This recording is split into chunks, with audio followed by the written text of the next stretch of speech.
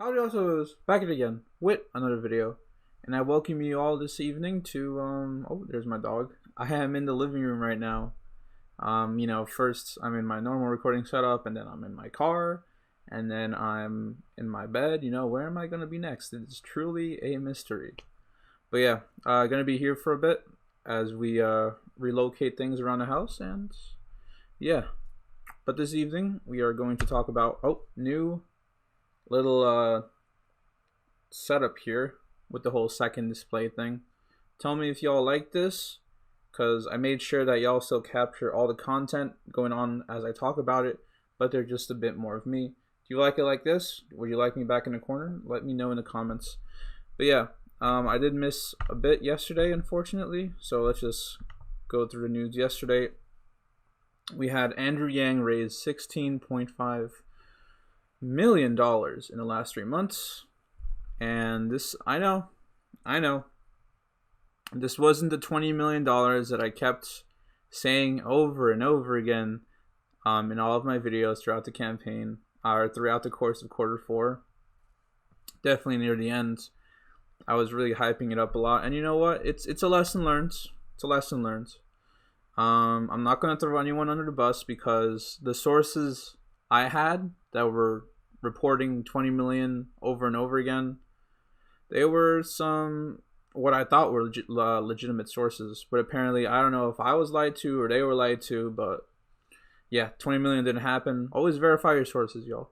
But yeah, 16.5 million, that is a 65% increase quarter over quarter from Q3 to Q4 for Andrew Yang. So that's pretty nice. And I don't have the graphic pulled up here, but this is actually this is the biggest personal increase quarter to quarter compared to each other candidate's increase quarter to quarter, if that makes sense. Yeah, he raised 16.5 million, which does put him in the top five candidates who raised the most money, above Amy Klobuchar. But for some reason Yang is not in a debate and she is. But yeah, it's more than 5 times what it brought in a Q2, or 5 times more than Yang raised in a Q2. Still looking to qualify for the summer debate. Yang received donations from almost, or just about, 400,000 people. Average donation of $30. 98% of online donations over 200 or less. And yep, single day haul, it was the biggest on New Year's Eve, over $1.3 million. And then now here's Nick Ryan saying that, let me just read it. At every turn in this race, Andrew Yang continues to exceed expectations, whether it's in terms of grassroots fundraising, making debates, early state polling, or the ability to draw big crowds. What we have achieved together to date through the humanity first values of this campaign now sets us up to compete through the early state primaries, Super Tuesday, and beyond. So yeah, 16.5 million. Like I said, I'm wrong. It wasn't 20 million, but it is definitely nothing to really ignore. It's kind of unignorable, and I will show you why that is very soon. Raised more than Joe Biden did in his third quarter. And then yeah, Bernie Sanders topped it with almost 35 million, followed by Pete Buttigieg with 25 million, Biden with 23 million, Warren with, like, I think she finally released her numbers. She was like 21 or 20, like 21 million. And yeah, that was that. I just wanted to go over that quicker than usual. Well, for me, it was quicker than usual because this was old news in the political world, because it was yesterday. But yeah, next up we have Julian Castro ending his presidential run, saying it simply isn't our time. To be honest, I always liked Julian Castro, but I never really thought he had a chance. If anything, I thought he was definitely like trying to get a voice out in the nation, but I never saw him wanting to go, or necessarily full on aiming all the way towards being president. Perhaps another spot in the administration was something that even he himself knew was definitely a lot more achievable. And by that I mean the next administration. Apparently he was only 45 years old.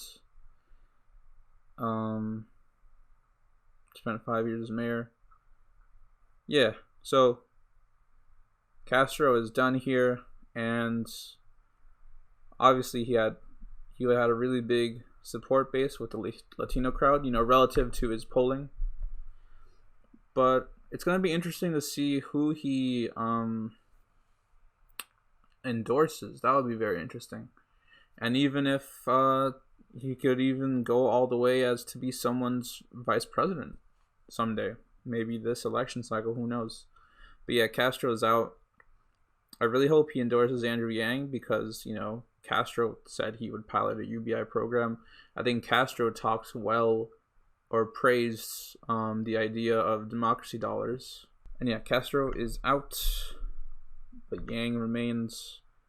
And that's pretty much the only, besides Booker and Klobuchar, I don't expect anyone else to drop out in the near. Well, actually, with Klobuchar's 11 million, I think she's going to stay until Super Tuesday, to be honest. But Cory Booker, it's pretty much him. He's the only one we're waiting at this point to drop out or to announce he's dropping out.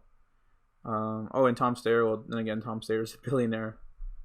But yeah, besides Cory Booker, I don't expect any more surprise dropouts or expected dropouts to happen.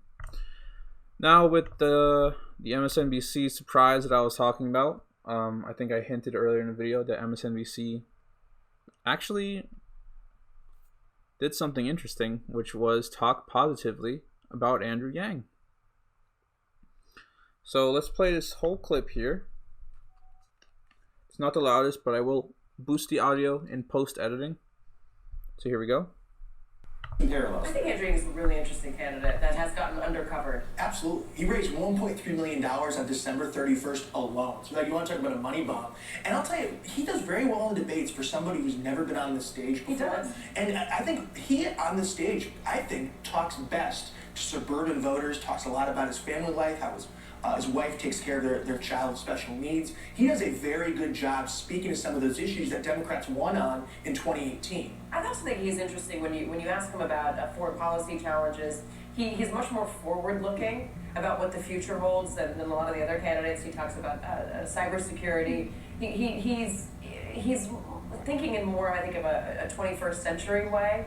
Than I hear from the other candidates. I just think he's got an interesting candidacy. I mean, yeah, he's not a politician, and that comes out, when he's on stage. Like you said, he talks a lot about the future and technology. He talks about AI.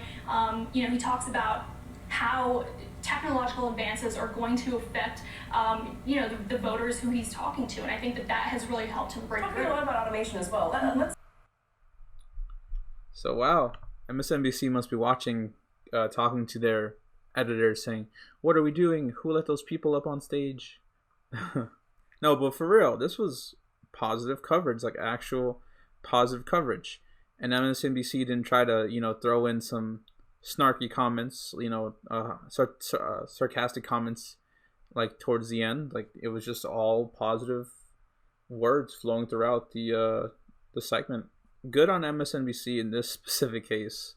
And I actually do believe they actually did report on Andrew Yang raising 16.5 million in a graphic and actually didn't leave him out, so that's good.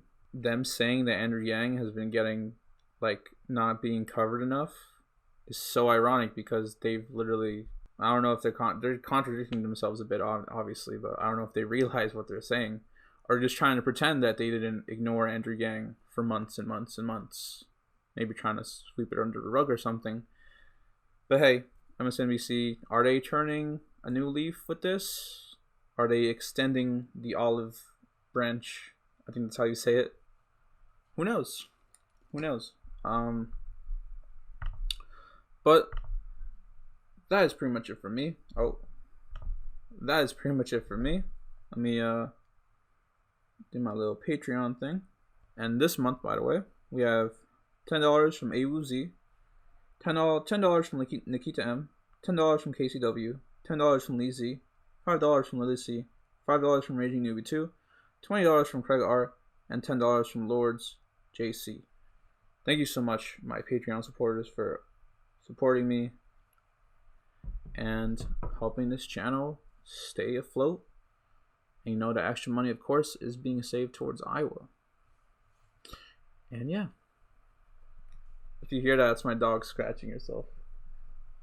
But yeah, that's pretty much it for me. Excuse me. That's pretty much it for me.